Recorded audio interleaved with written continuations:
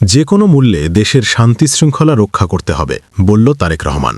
প্রায় দেড় যুগের নির্বাসিত জীবন থেকে দেশে ফিরে যে কোনো মূল্যে শান্তিশৃঙ্খলা রক্ষার প্রত্যয় জানিয়েছেন বিএনপির ভারপ্রাপ্ত চেয়ারম্যান তারেক রহমান।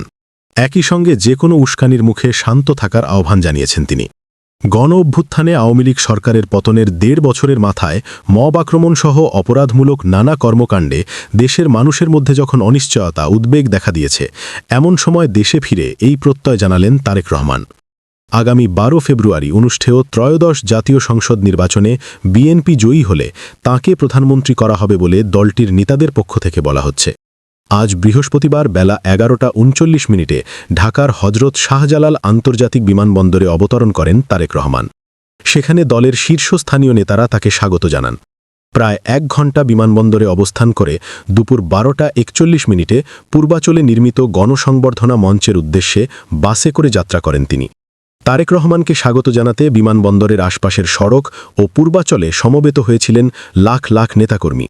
উচ্ছ্বসিত নেতাকর্মীদের অভিনন্দনের জবাব দিতে দিতে সংবর্ধনাস্থলে যান তারেক রহমান। এতে ৭ কিলোমিটার দূরত্বের ওই পথ যেতে ৩ ঘণ্টার বেশি সময় লেগে যায়। বিকেল ৪টের আগে পূর্বাচলে জুলাই ৩৬ এক্সপ্রেসওয়েতে আয়োজিত সংবর্ধনা মঞ্চে ওঠেন তারেক রহমান।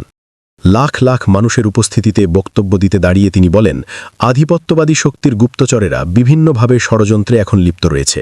আমাদের ধৈর্যশীল হতে হবে, আমাদের ধৈর্য ধারণ করতে হবে। তরুণ প্রজন্ম আগামী দিনে দেশের নেতৃত্ব দেবে উল্লেখ করে তারেক রহমান বলেন, তরুণ প্রজন্মের যে সদস্যরা আছেন, আপনারাই আগামী দিনে দেশকে নেতৃত্ব দেবেন, দেশকে গড়ে তুলবেন। এই দায়িত্ব তরুণ প্রজন্মের সদস্যদের আজ গ্রহণ করতে হবে, যাতে করে এই দেশকে আমরা সুন্দরভাবে গড়ে তুলতে পারি।